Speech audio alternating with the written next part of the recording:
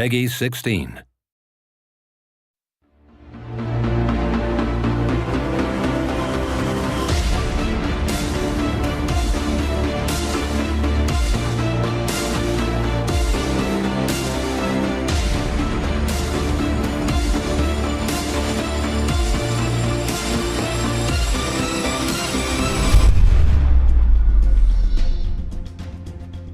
What Infinite Crisis has done is taken the multiverse and put it in this insane world where a player comes in and creates their own army, utilizing characters from across these different Earths. And it really brings the concept of the multiverse to, I think, the pinnacle. Like it's the most epic thing that could ever happen with the multiverse, is that armies from throughout the different parallel Earths are getting together and battling one another.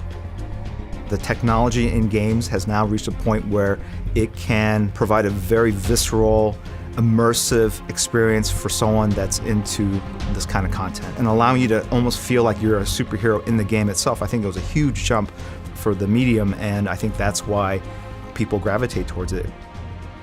Turbine's been working on games online that bring players together for over a decade now. MOBA felt like the next logical step for us. You know, kind of got us back to our roots, doing competitive play. AC1 Asheron's Call was all about PvP. In the very beginning of thinking about making this game, we had a few simple but lofty goals. You know, how can we take the DC franchise in a game to a place that it hasn't been before? You know, how can we open up kind of the possibilities there and show players things that maybe they haven't seen before in the DC universe?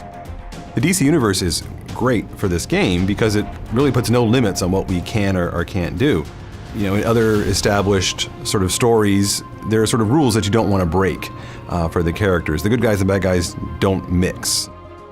For me personally, DC is kind of the dream setting for this project because one of my favorite characters of all time is Green Lantern. When we work on this game, when we actually showed it to people, it is the ultimate example of iconic characters brought to life in ways that are relevant to people, in ways that actually mean something to people, in ways that actually just resonate.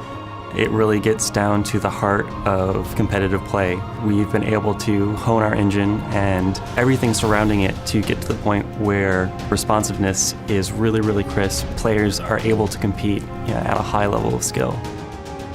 One of the things that we introduced was this idea of sort of dynamic destruction of the environment, and a lot of which is, it definitely makes you feel super heroic when Gaslight Batman shoots his, ultimate skill all the way across the map, and you just see it, a trail of destruction as all these like mausoleums and things are being shattered.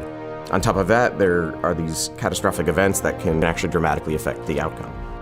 We've been living in this crazy Infinite Crisis world for quite some time now, just amongst ourselves. It's been awesome seeing players get involved and really start taking over this game, and we hope everyone's having as much fun playing it as we've had building it, and we're not done yet. We're just getting started.